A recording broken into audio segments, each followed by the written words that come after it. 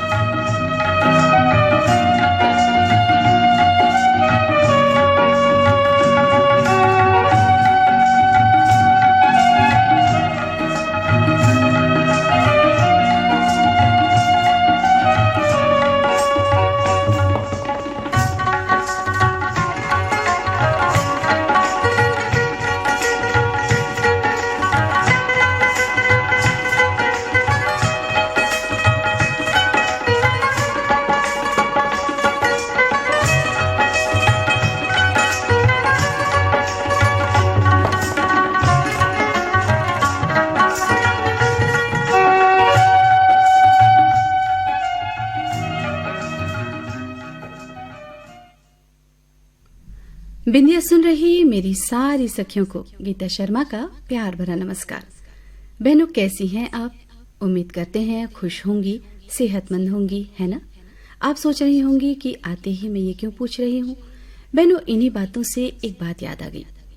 कुछ लोगों से जब ये पूछो कि आप कैसे हैं, आजकल काम कैसा चल रहा है, तो बहुत से लोग तो अच्छे से जवाब हंसते हुए दे देते हैं, हाँ सब बढ़िया है। लेकिन उन लोगों की बातों पर भी हम जरा गौर करें जो हमेशा नकारात्मक जवाब ही देते हैं।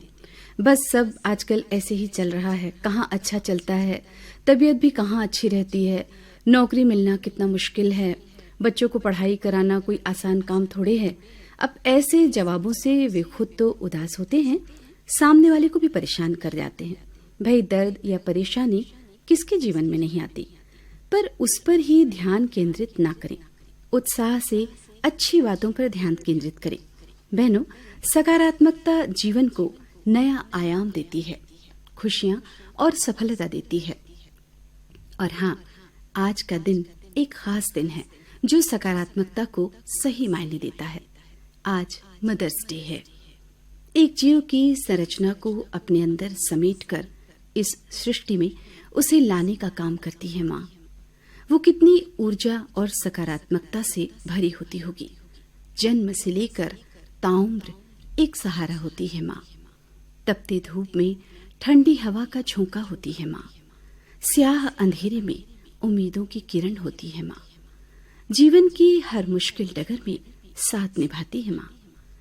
बहनों, ये भी माना गया है कि जब आप बहुत परेशान हो, थके हुए हो, तो कुछ देर अपनी माँ से बातें कर लें। आपका मन, मस्तिष्क और शरीर स्फूर्ति और ताजगी का अनुभव करने लगेगा। इस दुनिया में कितनी ही किताबें पढ़ लो, डिग्रियां हासिल कर लो, पर पहली पाठशाला है माँ। उसका सबक जिसने पढ़ लिया वो जीवन के सारे गणित आसानी से हल कर लेगा। उम्र के पड़ाव दर पड़ाव पार करने के बाद जब भी पीछे पलट कर देखो तो माँ की हर सीख याद आती है और जीवन के इस भंवर में लगता है कि माँ एक बार फिर उंगली पकड़कर मुझे थाम ले। नीचा के लिए गीत लिखा था प्रसून जोशी ने और संगीत था विशाल खुराना का। बहनों, हम चाहे किसी का भी हाथ थामे हों और बेखबर होकर चल रहे हों, लेकिन हमें खुद भी बेहद सतर्क और सजग होकर रहना चाहिए, क्योंकि वर्तमान में हर क्षेत्र में नित्य नए परिवर्तन हो रहे हैं। हर काम अलग अलग तरीकों से हो रहा है। मसलन अब बैंक के काम भी ऑनलाइन होते हैं, पर ऑनलाइन बैंकिंग भी बड़ी सावधानी से करना चाहिए, क्योंकि इन दिनों बहुत से लोग इससे काफी परेशान हो रहे हैं। किसी के साथ पैसों की हेराफेरी या कोई भी बड़ी दुर्घटना घट रही है। इसी विषय पर कई जानकारी देने के लिए सुनते हैं वार्ता ऑनलाइन बैंकिंग, फायदे और नुकसान। इस विषय पर वार्ताकार हैं श्रीमती स्नेहलता जोशी। बहनों, मैं आज कुछ महत्वपूर्ण टॉपिक पर चर्चा करना चाहती हूँ, ऑनलाइन बैंकिंग के बारे में। बहनों, आजादी की लड़ाई के बाद संभवतः नोटबंदी एक ऐसा कदम है जिसमें समूचे भारत व्यापक स्तर पर प्रभावित हुआ है। नोटबंदी के इस फैसले ने क्या अमीर, क्या गरीब, क्या छोटा, क्या बड़ा, क्या महिलाएं और क्या बुजुर्ग, हर एक व्यक्ति को गहरे तक प्रभावित किया है। इस फैसले के फायदे और नुकसान के संबंध में आकलन अल्पकालिक और दीर्घकालिक दोनों रूपों में अलग अलग हैं, जिसका परिणाम हमें आगे देखने को मिलेगा। किंतु इस नोटबंदी का सबसे बड़ा फायदा यह हुआ कि हर व्यक्ति को अर्थव्यवस्था की कई बुनियादी बातों से दो चार होना पड़ा है। कहीं न कहीं उसकी समझ इससे बढ़ी है, वह जागरूक ही हुआ है। इसी के साथ लोग बड़ी संख्या में बैंकिंग की ओर मुड़े हैं। देश की आधी आबादी अर्थात हमारी बहनें भी बैंकिंग से सीधे तौर पर जुड़ी हैं। लोग पुराने नोट को नए नोट में बदलने के लिए जब घंटों बैंक की लाइन में लगकर परेशान हुए, तब ऑनलाइन बैंकिंग का महत्व और ज्यादा उनके समझ में आने लगा। अभी भी बहुत सारे लोग हैं जो बैंकों के द्वारा इंटरनेट बैंकिंग के माध्यम से दी जाने वाली सुविधाओं का पूरा लाभ नहीं ले पाते हैं। वजह है उनके इस बारे में जानकारी का ना होना या जानकारी कम होना। तो बहनों, आइए मैं इसके बारे में कुछ जानकारियां आपसे शेयर करूं। बहनों, नेट बैंकिंग को अगर मैं अपनी भाषा में कहूं तो अपना मिनी बैंक।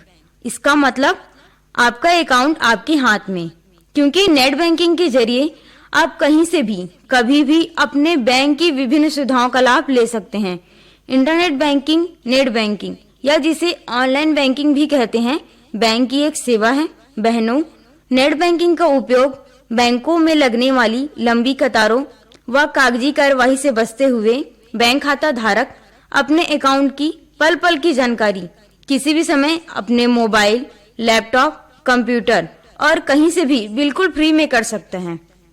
बहनों, हम इस ऑनलाइन बैंकिंग के माध्यम से अपने अकाउंट के बैलेंस की जांच, स्टेटमेंट निकालना, ऑनलाइन फंड ट्रांसफर, ऑनलाइन खरीदारी उपरांत भुगतान, मोबाइल रिचार्ज, बिजली बिल, टेलीफोन बिल आदि का भुगतान बड़ी आसानी से घर बैठे ही कर सकते हैं।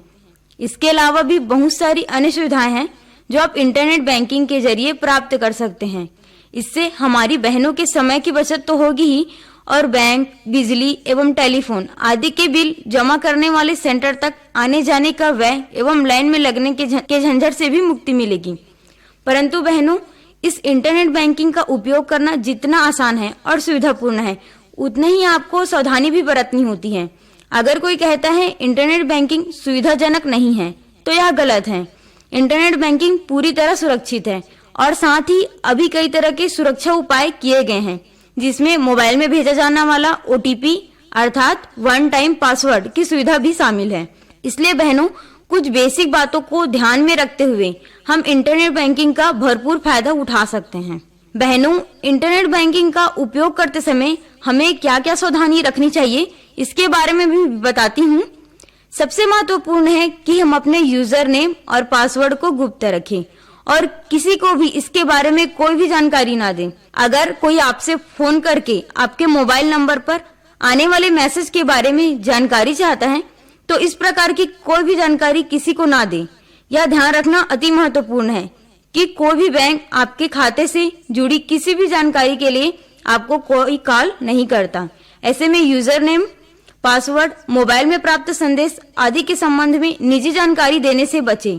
बैंक की वेबसाइट पर सुरक्षा कारणों से आपके अकाउंट को लॉक करने का ऑप्शन भी दिया होता है, इसलिए जब भी आशंका लगे आप अपने अकाउंट को लॉक भी कर सकते हैं। बहनों, जब हम अपना ऑनलाइन भुगतान आदि का कार्य पूर्ण कर ले, तब इसे लॉग आउट करना कभी ना भूले, अन्यथा कोई दूसरा इसे एक्सेस कर गलत फायदा उठा सकता है।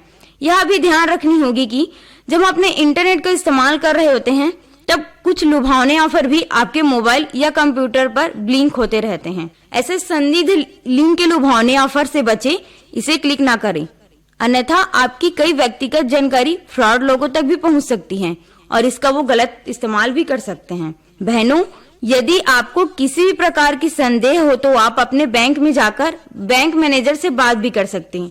तो है ना बहनों, ये जीवन को आराम बनाने वाली और सरल बनाने वाली बातें। नोटबंदी के बाद डिजिटल पेमेंट को लेकर सरकार ने कई कदम उठाए हैं। लोगों को ऑनलाइन पेमेंट के लिए प्रेरित किया जा रहा है। टैक्स छूट से लेकर ऑनलाइन पेमेंट पर इनाम भी दी जा रही है। अब सरकार का फोकस गरीब और ग्रामीण इलाकों के लोगों को डिजिटल पेमेंट से जोड़ना है।